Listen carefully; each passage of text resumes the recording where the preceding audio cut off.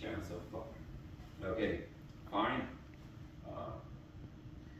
All right, and then there we go. We gave, and then this came forward, and then he hears these reports coming from the servant. While he was still speaking, yet another messenger came and said, "Your sons and daughters were feasting and drinking wine at the oldest brother's house." When suddenly a mighty wind swept in from the desert and struck the four corners of the house, it collapsed on them, and they're dead. And I am the only one who has escaped to tell you. Oh, wow. One after the other, and then another. Have we ever felt that? Have we ever experienced that in life? Have we ever experienced that in life when you can get off it? When life is, when the things that are happening is just relentless. Right? Oh, okay.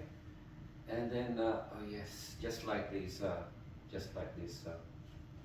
couple. It was Friday, and Brian, I haven't.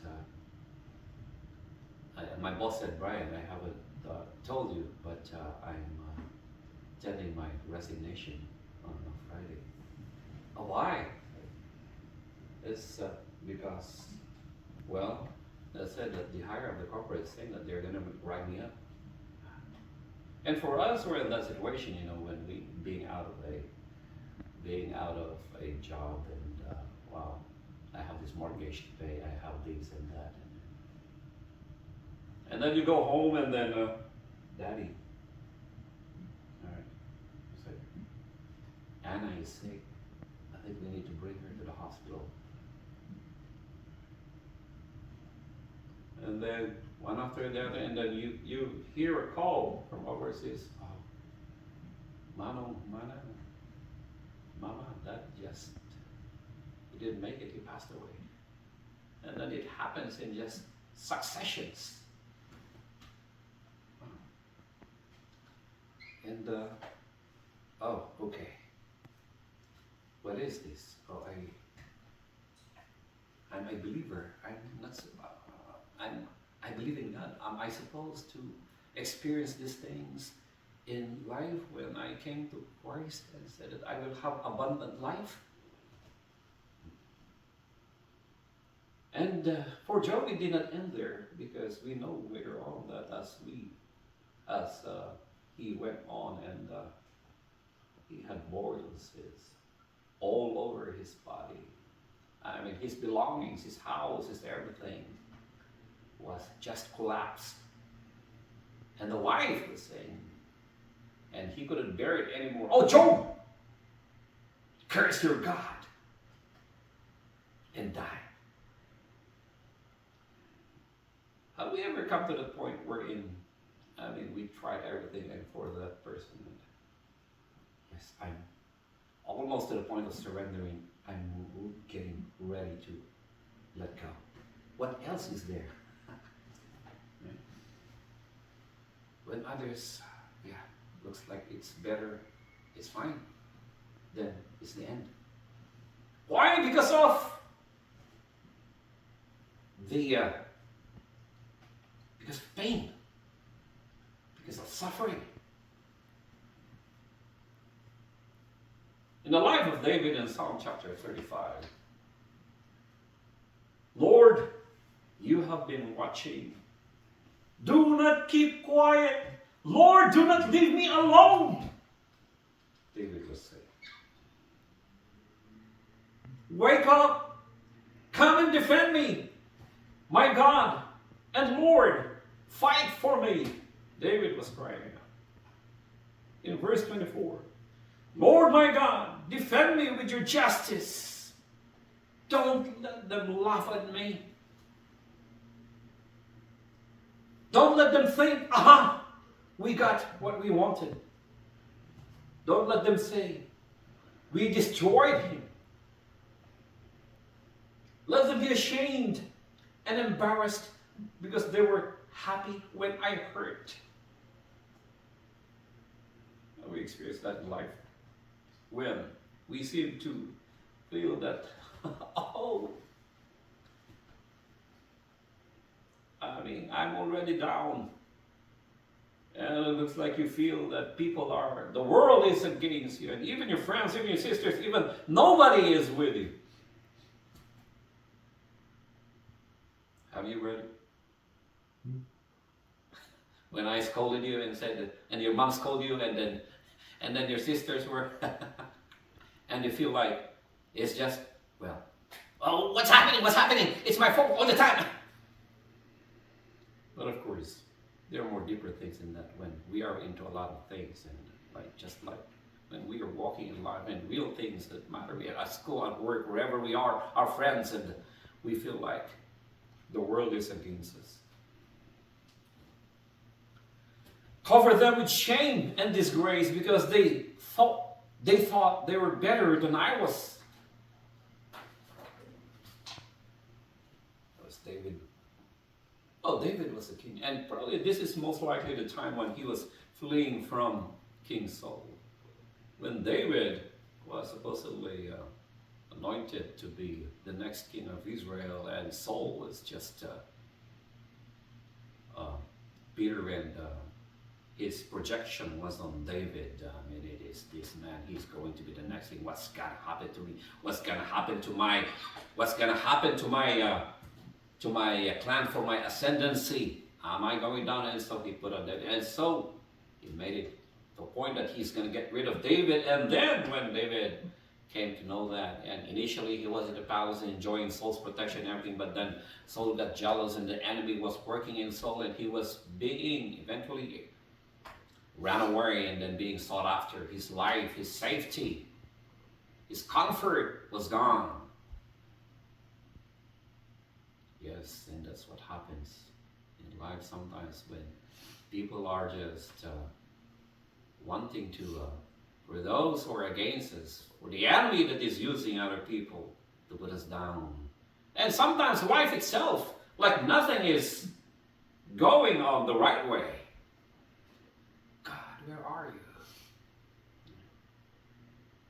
And so I'm here. And yes, it's obvious for some, we see the suffering that they're going through. We see, yes, they lost their mother, they lost their father, they lost their home, it was down in ruins, their house, their everything, their car, they had this accident, and it caused discomfort, it caused some struggle, it caused some pain, it caused some, just like Sister Merkel, imagine after coming from the Philippines and you file your taxes and 16,000 to pay, right? And a lot of times, yes, sometimes it may not be physically, and other times just psychologically, just inside of us, there's stress, there's struggle, and it can still be pain and suffering.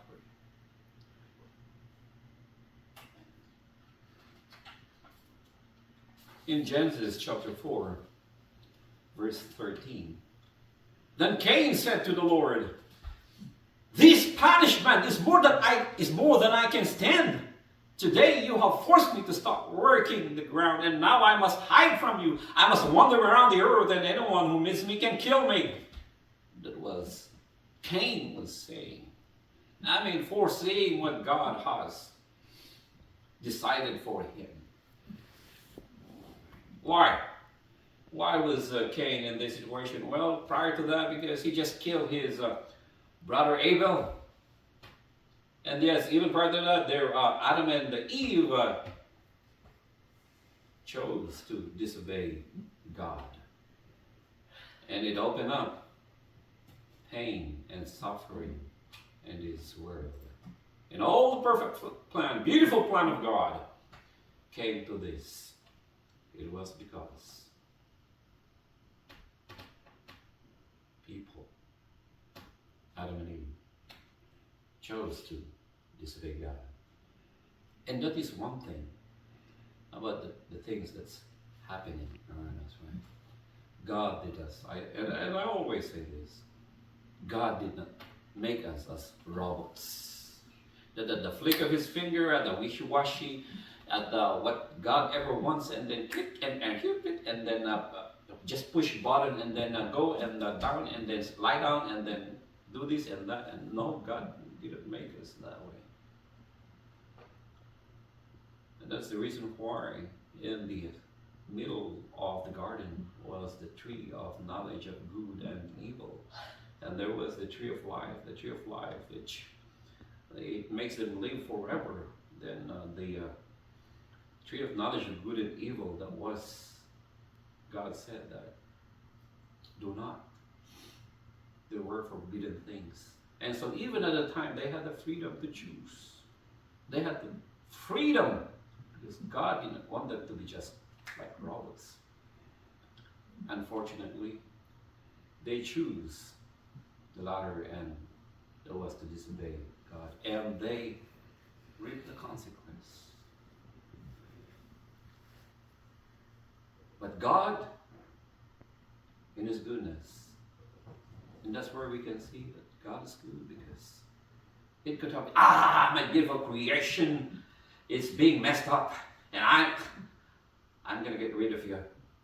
No, He didn't say that. But covered their nakedness. They realized that they were naked.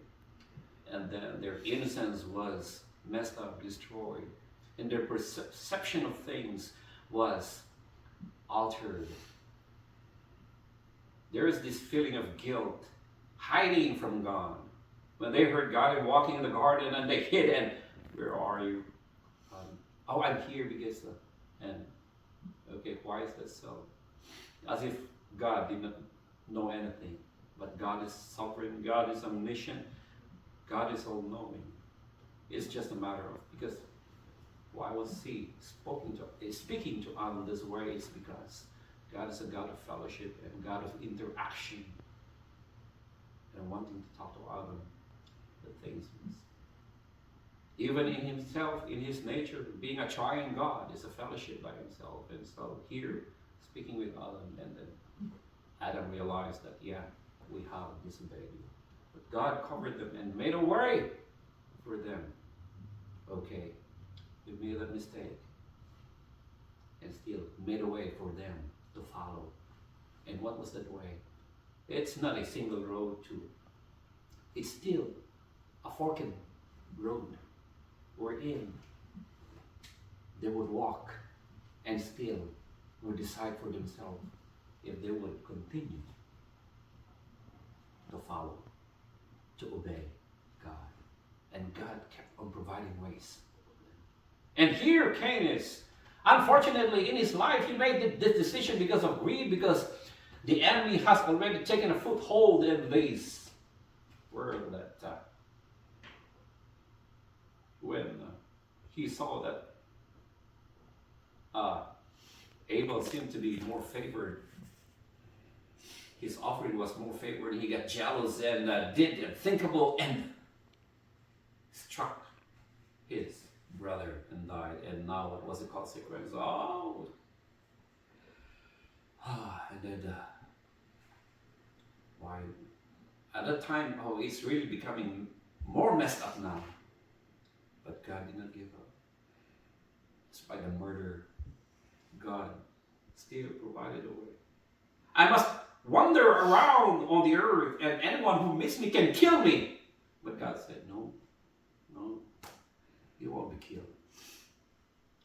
God has to provide a way for him to choose to be corrected. Because God has already a plan to redeem things back to where it was, to perfection. 1 Kings chapter 17. So Elijah went to Zarephath. When he reached the town gate, he saw a widow gathering wood for a fire. Elijah asked her, "Would you bring me a little water in a cup so I may have a drink?" As she was going to get his water, Elijah said, "Please bring me a piece of bread too." The woman answered, "As surely as the Lord your God lives, I have no bread. I have only a handful of flour in a jar and only a little olive oil in a jug. I came here to gather some wood so I could go home and cook our last meal. My son and I will eat it and then die from hunger. From where is this context taken? Elijah was traveling, fleeing from King Ahab. Ahab is seeking his life, seeking after his life. Why? Because as punishment for Israel, the leader of Israel, being so following after, instead of bowing before God, instead of acknowledging the Lord of the heaven, the one true God, the Lord of the heaven and the earth, he would choose to listen to the people around him who are, especially the wife who is not really godly, and so following idols, and so as a punishment, okay, there's going to be drought in the land, and so see how it affects us. See how things are interconnected. When we choose leaders, the leaders of our land, when they do bad things, they're not only the ones who suffer. People under them suffer. When other people make the wrong choices, the bad decisions, all others are affected. And sometimes we say, it's not fair, God, it's not fair. It is what it is. Let's talk about leaders. When we choose leaders. Auntie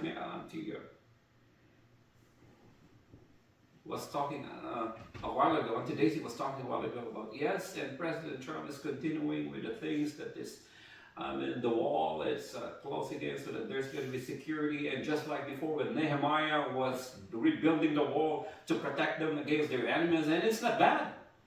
And when we have leaders like these that wanting to protect the people will have protection, the people will have. But then when the leaders were bad, like a lot of times in the past in Israel, when where king was wicked and everybody else suffers. But when the king was good, seeking after God and leading the people to come to God, there's prosperity. They feel the freedom, they feel. Right. And just like it wasn't different then and now. And so in here, there was drought. There was drought because God made it as a punishment for, and then the people followed and no one opposed him, and King Ahab, and so there was suffering. And so in here, yes, I'm sorry. Elijah was tired from traveling, and then this woman said that there was only a little flour, and we're going to cook it in my son. And then Elijah eventually spoke with her and reassured her. And that's the duty of that's one thing, that a man of God, a person of God, the prophet of the old, and the ministers, the true ministers of the now, in the recent past and in the distant past and the now, reminding them that God is there, God's good, God has not forsaken you. We look around the world and hunger, suffering, and it's see, the atheist was saying, see, there's hunger in Africa, there's hunger, and there is pain, there is war, there is famine, and how could you say that there is God? No, there's not. And this is all what this said. Elijah reassured her, just do it, and then God, you will be okay. And she obeyed, she chose to obey. And when she obeyed and did what Elijah told her, came for the blessing, overflowing oil, and they couldn't get enough jars to be filled. She was blessed. In John chapter 5, in Jerusalem there is a pool with 5 covered porches, which is called Bethesda.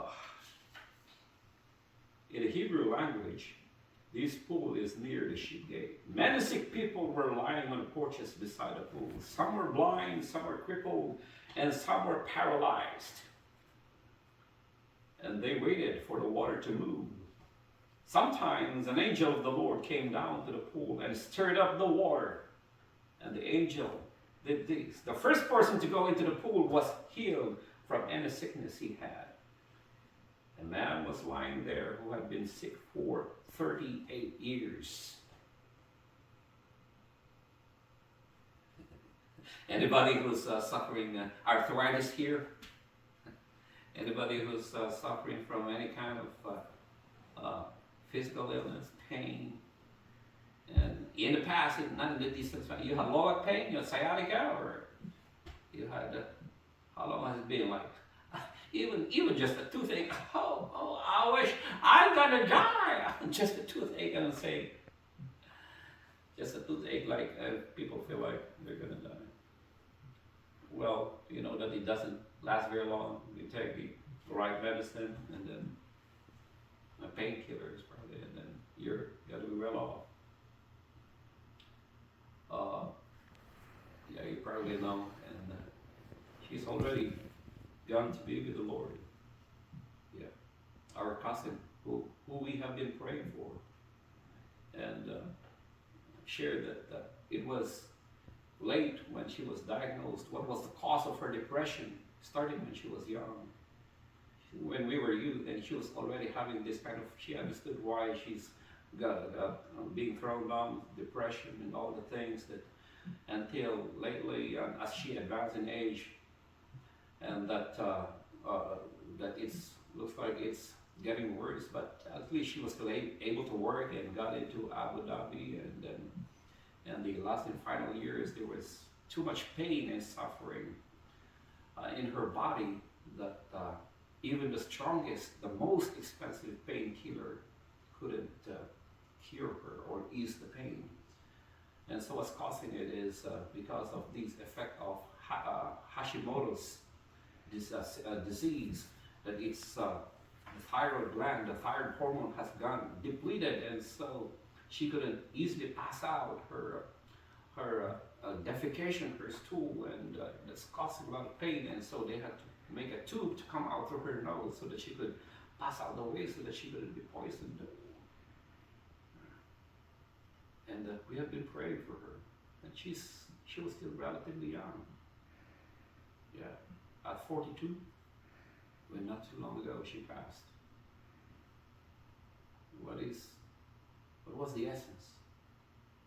And yes, we were together in the ministry and believing in God, and I thought I have faith in God, and this shouldn't be happening to me, but it happened to her.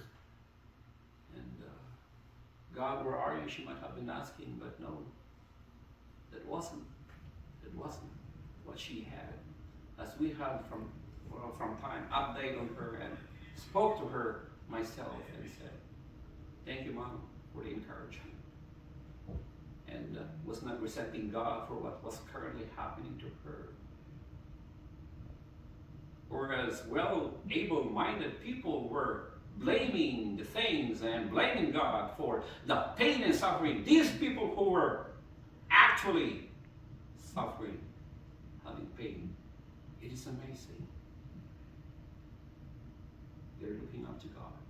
Well, for a lot of them who came to know Christ, instead of blaming God, those who embraced Him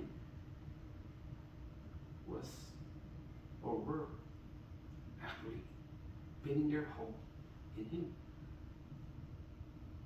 And so she said, because it's been, we can feel this distress in the family. The family of the mother had to go and see her from time to time, and said,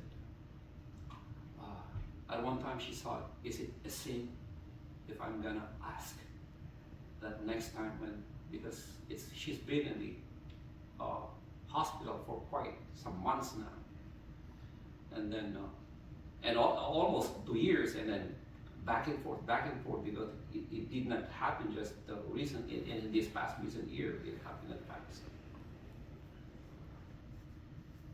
Is it a sin if I'm gonna request it? Next time when I'm having a surgery, and then that line, the jumping line, flattens, and then they just wouldn't try to jump again. Or in other words, revive me. Because in her, we can see, and she insinuated that whatever happened, she was ready. Despite pain and suffering, she didn't curse God. Instead, she was just pumping it up. Yes.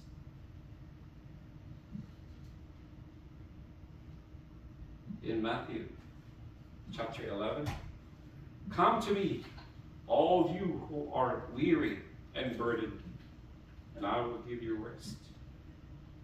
Take my yoke upon you and learn from me, for I am gentle and humble in heart, and you will find rest for your souls. For my yoke is easy and my burden is light. Who is this talking? You can exit whenever. Stop sharing. Yeah.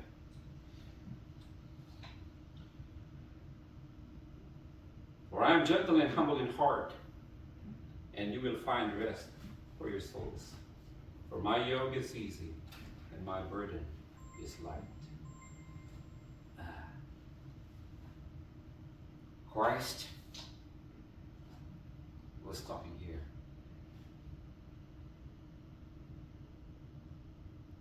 When he came here, he didn't come as somebody who was, he wasn't born with a silver spoon in his mouth. He was born to a simple woman, Mary. And even in his birth, you can see that there is that mark of divinity. Why? Because he was born without a human father. And all the things that surrounding the account of his birth was anything short of miracle. And even then, this child was somebody special. And yes, the scoffers say that how could there be a virgin birth? How could these be? And I don't know. For those naysayers, we just try to understand them. Why? Because they don't have the Spirit of God that comprehends this. That miracles can happen. That God, that Jesus was true about what history tells about him. That Joseph did not touch Mary. That the angel spoke and reassured Mary. And Mary had this miraculous birth, and that was Jesus Christ. And this Christ grew up a simple man. He wasn't rich, he wasn't. And as he grew up, he taught a lot. People were startled about him. And the things that he did was proving. And then to the point that the scholars, the scribes would say, who else can do? This must be of God, because nobody that does this is able to do it without the word of God. And yet, even during those times, the oppositions were saying, no, that is not from God, that is from the devil. Why? Because they care about their position, they care about their being leaders in the Sanhedrin and the council, and for the people. Christ was focused. He came for the lost. He came for the poor. He came for the suffering. He came to uplift. Because when Adam fell, great was the fall. It was so, all the way down. Christ had to go very low to pick them up, to pick us up. And so had compassion on the things that he saw around them when people were asking for healing with, oh, I desire that you're going to be healed. Yes. And said, come to me, all of you, because not only the physical sufferings, yes, we see people suffering around us, but there are people, a lot of people are suffering in silence. And God knows this, Christ knows this. We see people every day and they're walking, they seem to be happy, yes. But at the back of their mind, oh, if I could only see a person who would just smile at me, because the world is just like about to, and it's going to be the end of me. People are suffering inside, and not just around us, things that we see. Who has an idea? Facebook, wow! Wow! Nakakaingit naman sila. Nakapag-kwan sila, nakapag-trip sila, mabutis pa sila, meron silang pang-trip. If we only know. That's why the things that we see in social media nowadays is just a facade. It's giving a false narrative of what might be happening deep inside. So I'm not saying that it's bad to be in that, but to be more, but to use it wisely, to be more wise. We are seeking the approval of God and not the approval of people. God knows us in our hearts and in our minds. And when we try to please Him despite the presence of people, then we are going the right way. We seek the approval of God. And let us not be taken away, taken over by what we see on the other side of the fence. Or it's greener, looks like it's greener on the other side of the fence. And we look at ourselves, oh, pathetic me, you and to me, and there you go. And then we're just into what self-pity and just making ourselves suffer for all this of envy when the Satan, the enemy, we are not aware when he's already overtaking us and there's already stress in the home. I told you, agad di trabaho, you go, you see how we're suffering, you see how we're having difficulty. Only kita anak mo, what ne?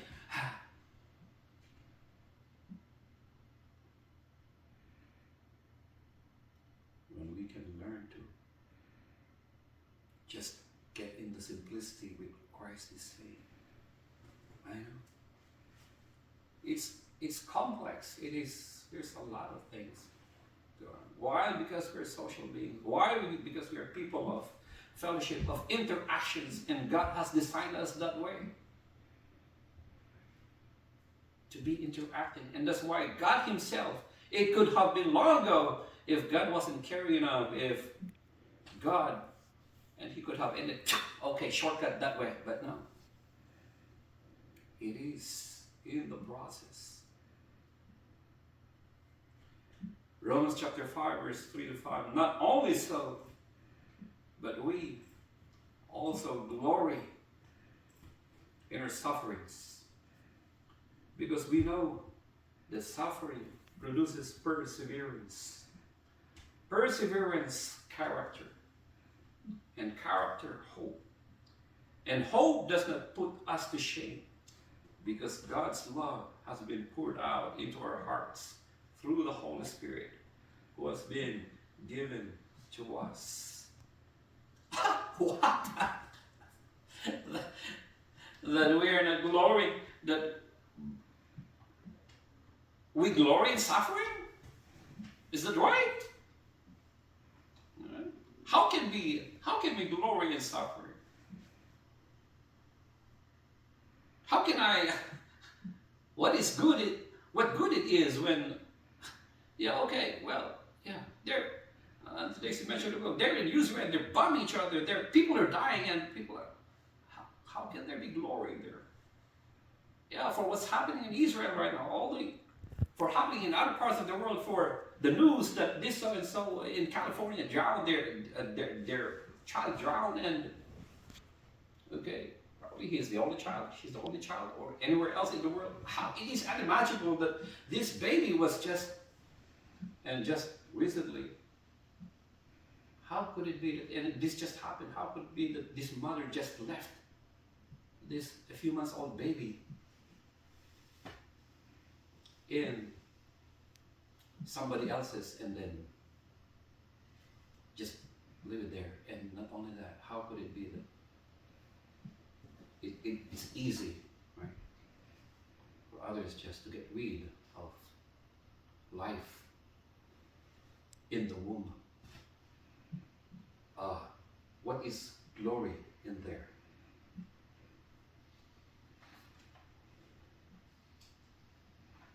Isaiah chapter 53, verse 5. But he was pierced for our transgressions, he was crushed for our iniquities. The punishment that brought us peace was on him, and by his wounds we are healed. Amen.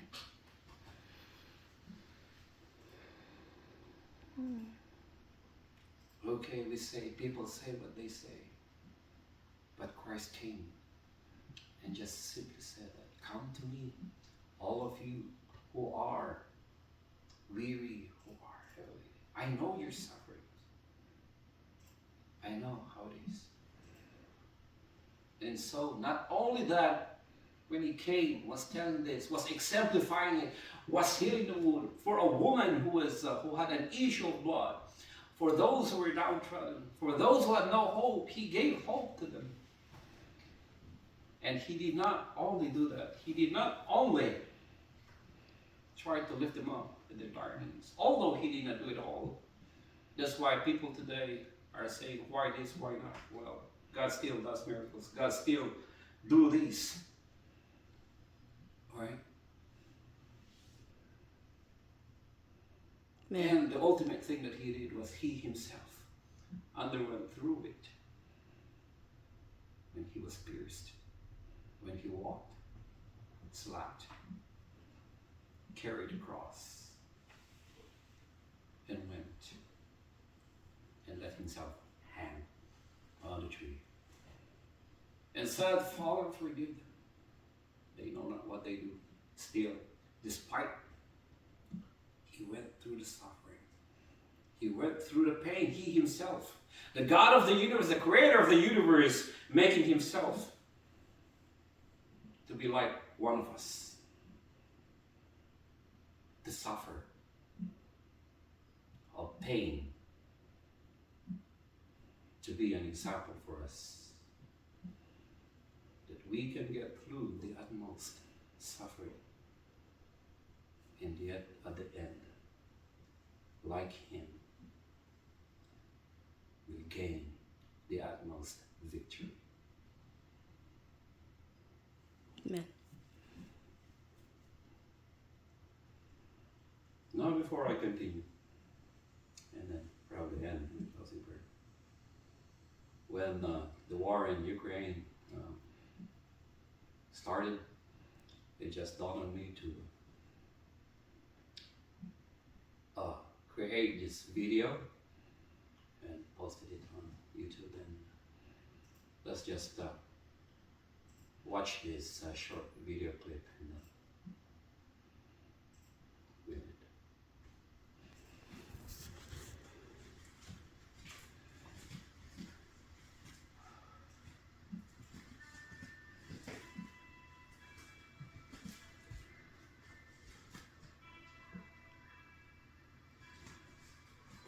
Pause. Can everybody see this? Is it okay?